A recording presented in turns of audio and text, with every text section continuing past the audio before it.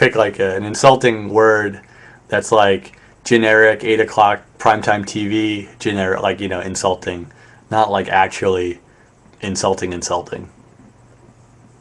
Like, yeah, butt munch works. Like butt munch or ass goblin. Yeah, if it could be, it's an esoteric kind of word, it could work too. You know, but it can't be something so esoteric that people coming out don't get it. You know, they have to see it and realize like, oh, that guy is making fun of his friend who's just showing up. That's awesome. You know, getting likes, that hurts. That hurts, Tina May. How'd you know?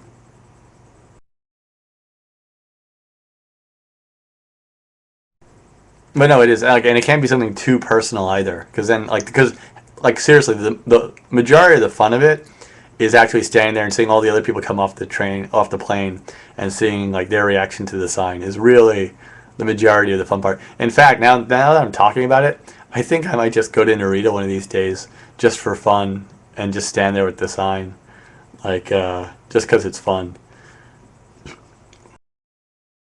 I wish I had that. I wish I had that kind of free time. But then I would become Tom Green. Cut one of my balls off, and the conversion would be complete.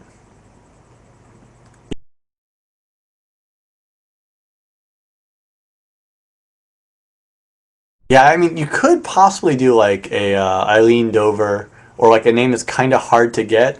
Like the number of people coming off the plane, like it would decrease to like about like 1 in 20 who would get it, but the ones who got it would like really get it. You know, um, it's a tough call. But I just basically I think I've done Jackass is the one I've used most often. Yeah, like Tom Cruise or something like that. Huh. Actually, that's a good idea. I never thought of that. Huh. Like Angelina Jolie. Just stand there with. Hmm. And also, I've done it like when my parents came. Uh, I did it. I wrote "mom" on the sign, and I got a lot of like really, oh, that's so sweet. Like a lot of cute, like kind of like for standing to the sign that says "mom."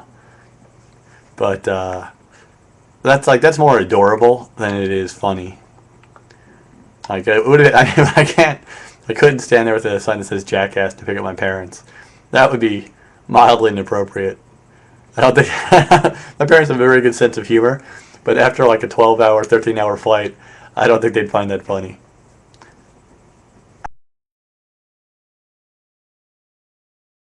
Actually, now Novumisa, now that is filmable. That is something that's worth filming. If you could get like a bunch of people to do it, and they all have like different things, and then you just like kind of like that one comedy video I did on YouTube. I don't know if anybody saw that, the free hugs one. Like we just kind of pan across, and like the names get increasingly more ridiculous. Like you know, that's a mental note. It's not a bad idea. See, there is some value to being awake at 3:15 in the morning and talking to the internet.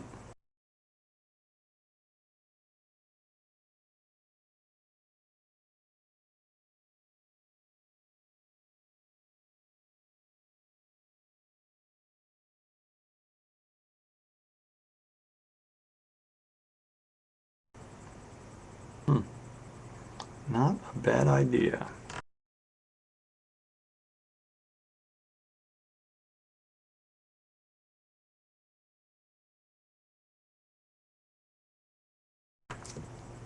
Is Gaki no Tsukai still on Japanese TV? Actually, I don't know. I don't think it is. But I don't know, actually. Basically, any TV show, any Japanese TV show that's on American TV is no longer on Japanese TV, basically. Or it's like, it's not nearly as popular here as you think it is.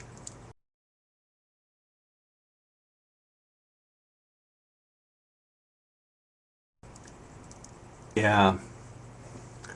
I don't know what it is. There's some sort of space time continuum that happens somewhere in the middle of the Pacific where everything that ends up in America is like 10 years old in Japan. Like I don't know how it happens that way, but it doesn't seem possible for anything new to make it big in America. It's always like it's been around for like a decade by the time it gets popular in the States. Do I have any way of watching Tokyo Eye? They give me a little DVD.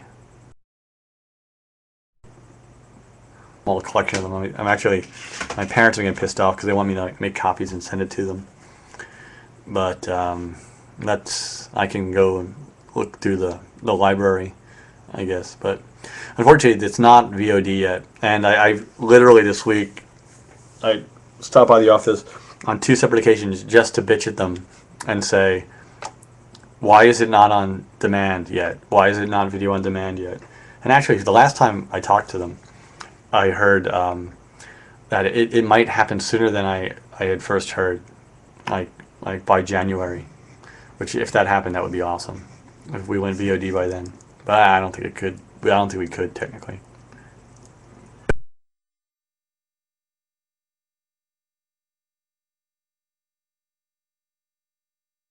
It's funny, like the silent library thing.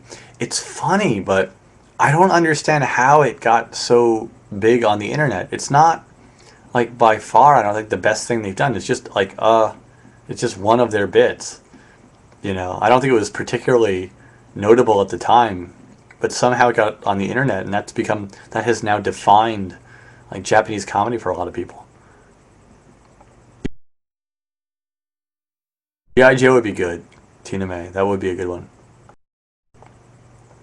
But wait, or Sergeant Slaughter, I think, was technically the only Marine that ever was a G.I. Joe like character. Oh my God, I know way too much about G.I. Joe.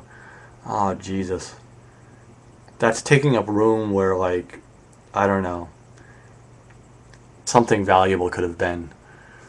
Oh man, misspent childhood that was.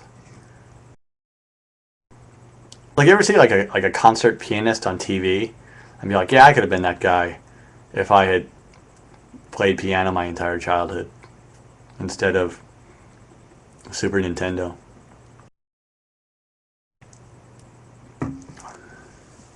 But I was in the Nintendo World Championships when I was in like junior high school.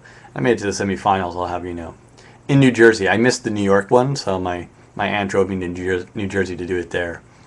And I got to go back a second day for the semifinals. Got knocked out in the semifinals. It was Rad Racer. Rad Racer was my weak point. I'll be honest. I just didn't have the Rad Racer skills.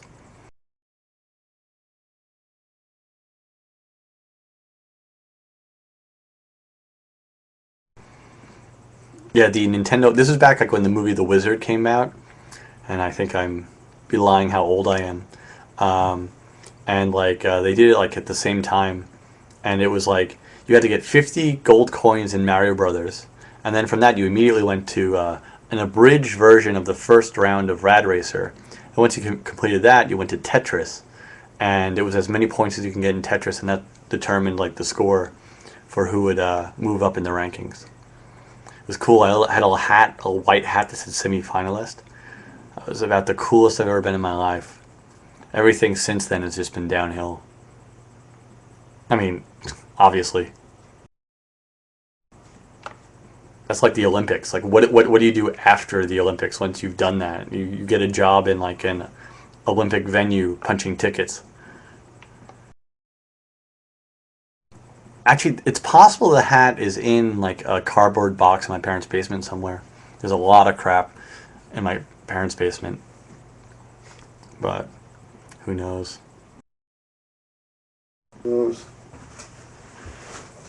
Just remembered, I bought a bottle of jam the other day. It's been in my bag for like a week. I keep saying, like, keep getting out of the house my bag, and then like I'm going through my bag, like, why do I still have a bottle of jam in my bag? This is insane. But I keep forgetting to take it out. Now it's taken out.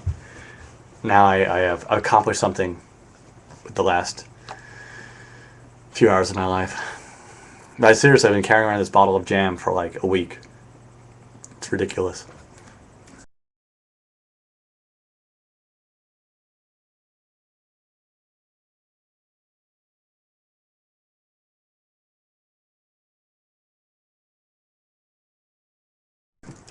Oh man, Hilsey, how did I miss that? How did I miss that? How could they not invite me along for that one?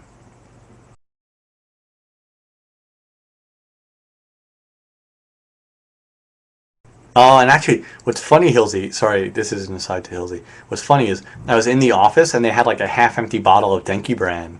I was like, who the hell's been to Kamiya Bar? Well, why you guys got Denki brand here? And now it all makes sense. That's why. Yeah, and they were blown away that I knew what Denki brand was. It's like, yeah, read the guidebook. It tastes like brandy. It tastes exactly like brandy. It's one of the most retarded things ever. They basically what they do is they electrocute brandy, so they can call it like electric brandy, and it tastes like shitty brandy. Um, that has a really clever marketing scheme behind it, but it's completely disappointing. There's no reason to drink it other than you want to get fucked up, which is, I mean, that's a perfectly good reason. It's kind of like recently there's been all these like water bottles of water with extra oxygen added to them. Now I don't know a lot about biochemistry, but I'm pretty sure I breathe through air, not extra oxygenated water. So I have no idea what possible benefit extra oxygenated water could have, except that it costs like 100 yen more than a normal bottle of water. But it's just like, well, people buy it. It's ridiculous. I have no idea why. No idea why. Crystal Baby, usually I do. I might go so far as to say often. How good is my Japanese now? It's definitely not native enough. I'm never going to be a native speaker. Fuck you, Ilzy. Uh, the like the thing is, you'll never ever be a native speaker of a foreign language. Basically, I mean, look at like Henry Kissinger, who was Secretary of State, or Arnold Schwarzenegger, who's Governor of California. How many years have been in the country, like operating at a very high level, you know, with their English. Yet still, they're not native speakers. I mean, I see like Arnold every now and then drop an article like an or the, or like screw up plurals, like when he gives a speech. I mean, if he's speaking extemporaneously anyway. But I mean, you can get really good at a foreign language. But I don't believe unless you started when you were uber young, you're ever going to sound or be like a master of a foreign language. That being said, like, and these are examples of people who I hate, like because they're writers and I wish to be a writer. I only say I wish to because I'm using myself in the same conversation as these guys. But Joseph Conrad, who wrote Heart of Darkness, was born Polish, and English is like his fifth language. And he wrote Heart of Darkness, a book that probably most Americans probably, like, given the state of literacy in America today, probably couldn't read. But like they're like second language learners, And in Japan, there's this guy Koizumi Yakumo, who's actually not buried, who's buried not far from here. But he started learning Japanese in his mid-30s, and he's an Irish guy. I forget his Irish name, but his Japanese name is Koizumi Yakumo. But he's like one of the most famous horror children's and horror story writers in like Japanese history, like a famed writer. But he started learning Japanese in like in his 30s. Like, fuck you, seriously. I mean, that just like makes us all, anyone else who's trying to learn a language, look like such lamos. Like, it's shocking. Like, I hate when I find people like that who like was like, when I started studying English like 6 years ago, I published my first nonfiction work in English. After that, it was kind of tough to learn. Like, damn it! Like, don't stop killing the curve for the rest of us. Seriously. Um, well, I don't have natto for breakfast because I don't. I mean, it's all right. It's not horrible. It's not great. It's all right. I mean, I have at the moment I'm having a Special K with cinnamon and almonds, which my parents shipped to me as part of my birthday present. So I have this, like, I have a 6 month supply of breakfast cereal now that my parents mailed me. So I've been having that lately. And I just got a Costco membership. There's a Costco up in Saitama. So I went up and I bought like a shit ton of like these croissants, and my freezer is now stuffed filled with Costco croissants. So I've been having them a lot in the morning. Nice, nice. But when I go like Japanese breakfast, I usually go soba noodles, which I get from the train station place. It's like $2 for a bowl of noodles. That's a good way to start the day. Or like an onigiri, like a rice ball. So what else do I do for breakfast, Japanese wise? There's this is totally not for breakfast, but in Ikebukuro Station, like right the exit where I use, there's this really cheap kind of like, they have everything, but it's all bad. And they have plates of yakisoba, like fried noodles, for like, I think it's like 320 yen. But literally, to buy the ticket, put the ticket down, and get the noodles in my hand and begin eating, I can do it within like 45 seconds. It's like serious. It's the most amazingly high speed thing, and I can finish the plate of noodles within 4 minutes. So I can get like breakfast done in 5 minutes and never actually even sit down. Like everything done standing. So it's like the most high speed way to eat ever. Like so like when I'm in a rush in the morning, I have to eat. That's what I do. I'm from Long Island, which some would argue is neither New York City nor New York State, but technically it's New York State. I've never been to Norway. Sorry, Ukursk. I would like to go there because I haven't been there. Anywhere in Scandinavia, actually, I'd like to check out.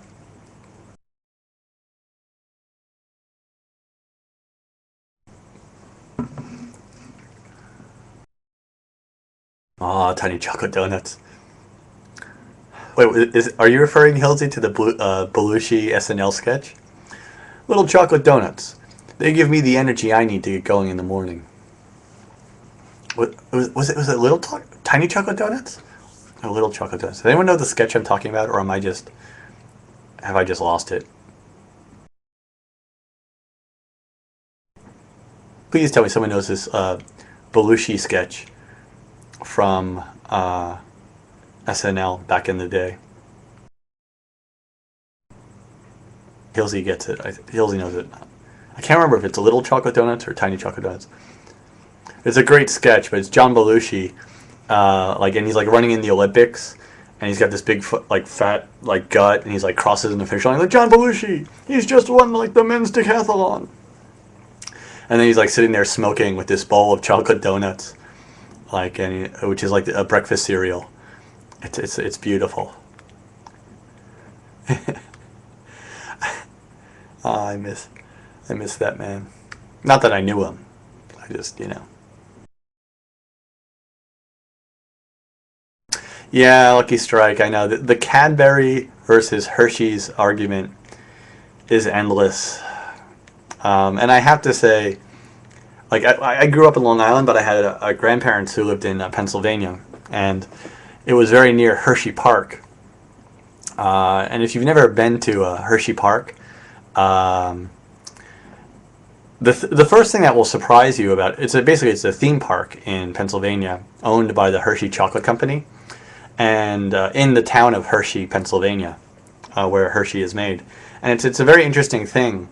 When you get to the town of Hershey, Pennsylvania, and you get to the park there, the first thing you'll notice, actually, is that Hershey, Pennsylvania smells like urine.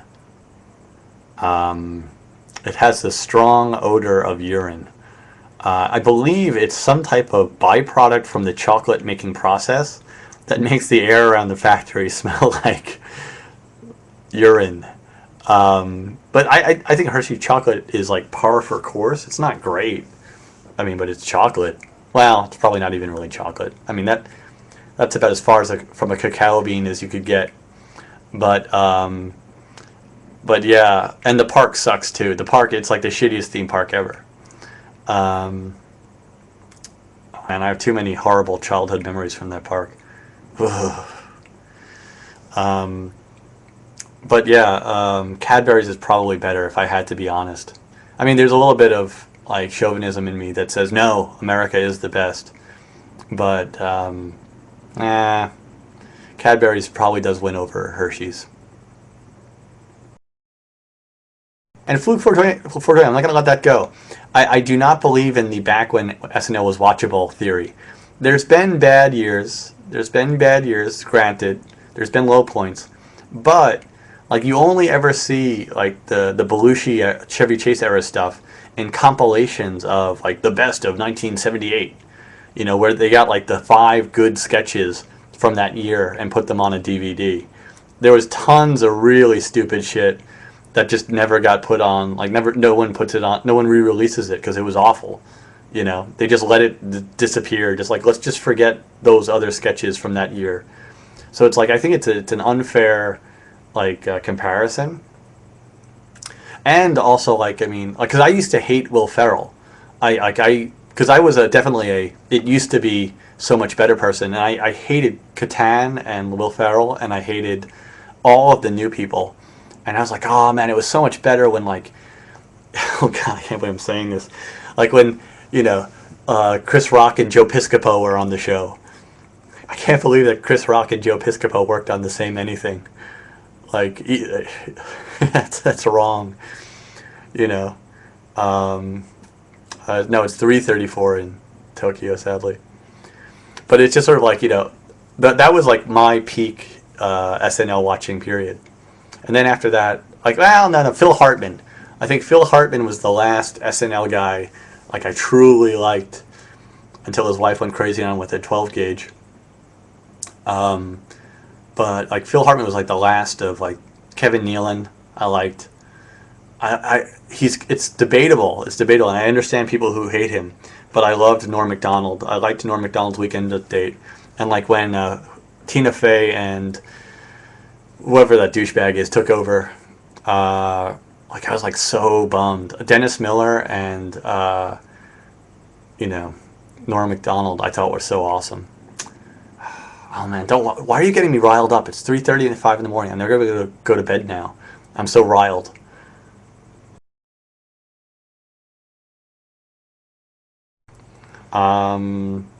Random Pal TV. I am not going to become a Japanese citizen. That would be asinine.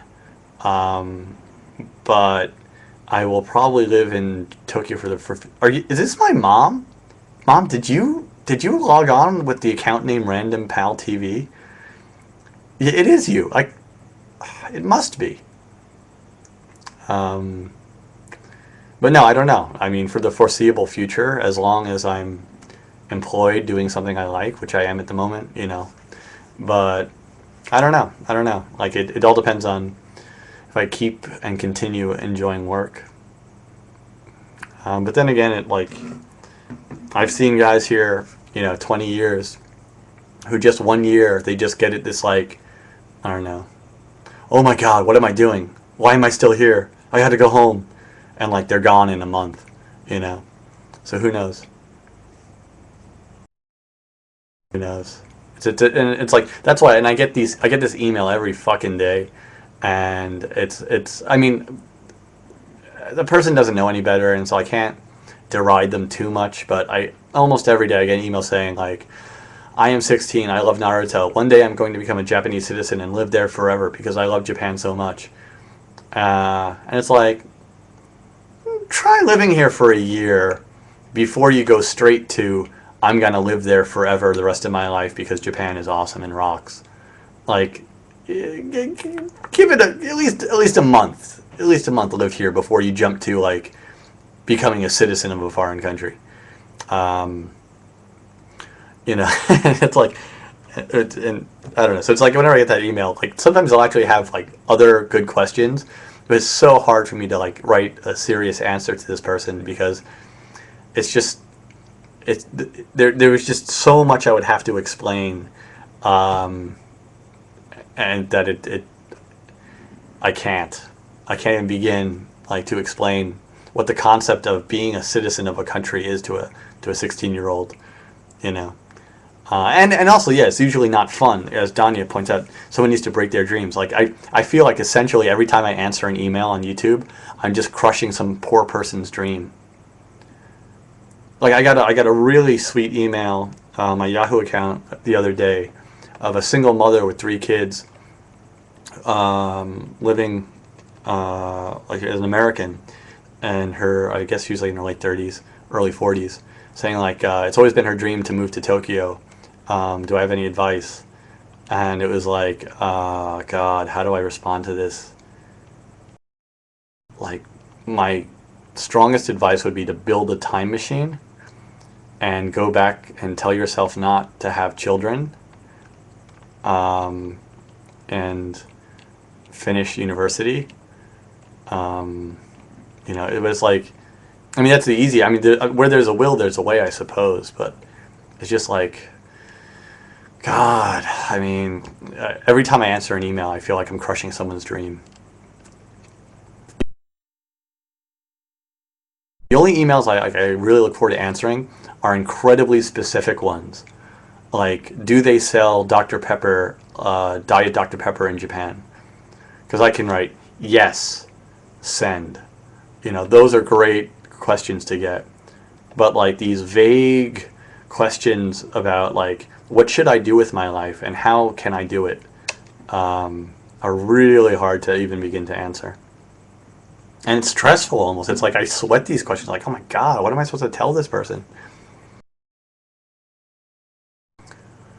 Like the one of the other one like that I got was like, oh my God, this is tough, was from a stand-up comedian in Canada who was a quadriplegic and loved Japanese culture and wanted to come to Japan to travel, but wanted to know if I had any advice about traveling as a quadriplegic on like some amount of like life support. Like he had some type of like breathing apparatus to help him breathe and stuff like that. And just like I don't even know where to begin on this. And it's not a, I mean, it was, and that's the thing, there's nothing wrong with this question. It was a beautiful question, and it made me want to cry for Christ's sake. But it's like, I don't know. I don't know how you get an airplane ticket for that, or like, do they put you in baggage? I don't know, I don't know how easy it is to get around the city in a motorized wheelchair. I've not had that experience yet, and hopefully never, thank the Lord. But like, it's just seriously, it's like, these questions that like are I wish I could answer them sometimes, but it's just like, I got no freaking idea, dude. This is beyond my area of expertise. Cucumber Pepsi is real. I've got a bottle of Shiso Pepsi in the refrigerator, actually at the moment, which I bought only because it's over, it's done. So like the leftover Shiso Pepsi has now started showing up at the dollar store. So it was like 99 yen for a bottle of Shiso Pepsi, because now it's like they're not making it anymore. It's just the leftover stuff that the convenience stores can't move. They then resell to like dollar stores and like cheaper places like that. Eventually it'll be like 75 cents at Don Quixote, but it'll have like no carbonation left in it, because it'll be like, a week after its expiration date.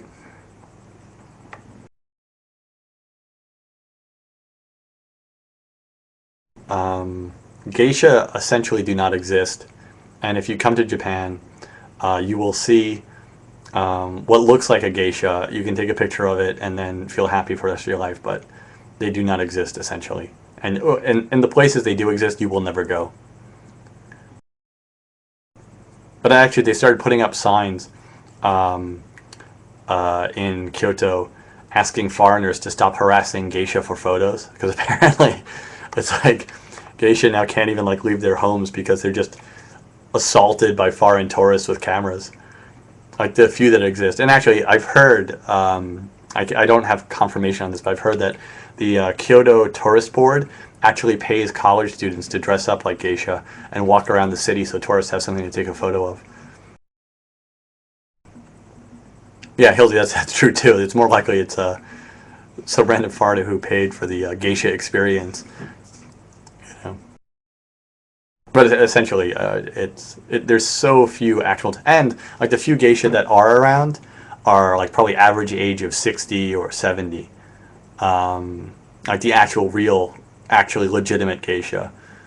But young, like hot, like what you are probably imagining, essentially do not exist anymore. Or there's maybe 12 in the whole country, maybe 20 at most, and they are well paid by people who own corporations.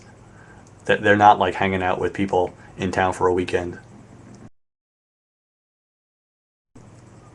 There are no geisha in Japanese porn, dude. Sorry to break your burst your bubble there. There's also, and it's far more complicated. There's geisha, maiko, oiran. There's a number of different things. I'm using the word geisha to refer to anyone in a kimono with white makeup, basically, so I can even begin to answer the question. I think like geisha, you don't really retire because like you pretty much are till death. It's kind of like being born a Jew. Even if you don't go to synagogue, you still are.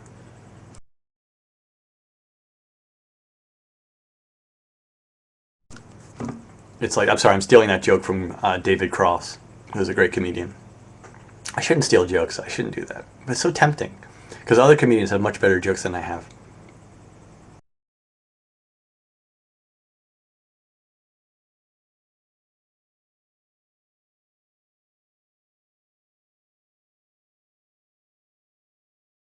I'm not getting into porn. I'm sorry. It's 3:45. I really should be getting into porn at 3:45 a.m., but I'm really not. Well, I don't know, Hilsey. I'm sure he's okay with it. At least I credit him. At least I generally credit the comedians when I steal their stuff because I feel guilty like 10 seconds later and go, all right, that's not mine. You know? Gaijin accountants, yes. But actually, more so, I know Japanese accountants who speak English. Um, it's but yeah, there's definitely foreigners doing accounting in Japan, but they specialize in like specific things. Like for example, like Japanese companies that like run businesses in the states, like sometimes need like for example an American lawyer or an American accountant who has like a license in the states to do certain paperwork and things like that. And large like international companies have like on their payrolls accountants, from various countries, most likely.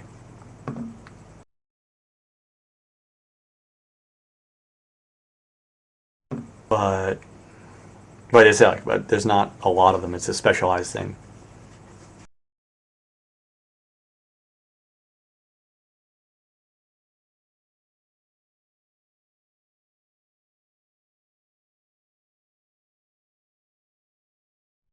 Hongo noob, I try to explain it to you, but it's also complicated, and I'm not sure that you would get it because you seem pretty thick.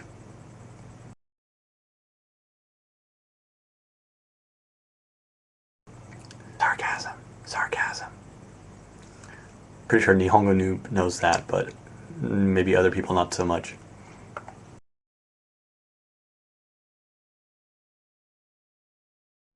Lick like the sticky side of a piece of tape.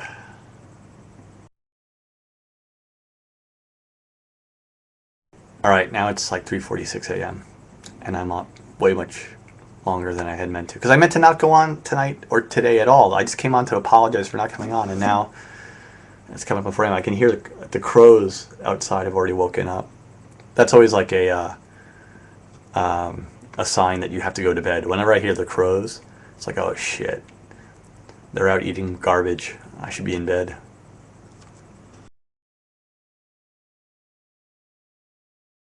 Yeah, and the video, I have like I have this video on my computer I have to edit, but when am I going to do that? Sorry, now I'm just bitching, and that's not attractive.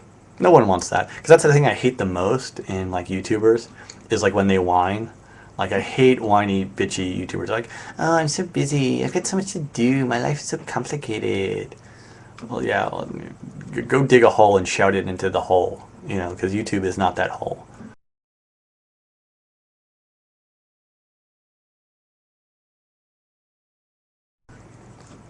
And I try to do that as little as possible in my videos, because it is the most obnoxious thing in the world to like make a video bitching about your life. Unless you actually have like a legitimate thing to bitch about. Like if you're undergoing like cancer treatment, then it's like, well, that's a story that maybe you want to tell so other people can hear that story. But if it's like, you know, your shift manager is a dick, sorry. Japanese Japanese girl scares everybody, dude. I can't like be in the same room as a small Japanese boy without feeling a little bit intimidated. And hair just scares me now in general.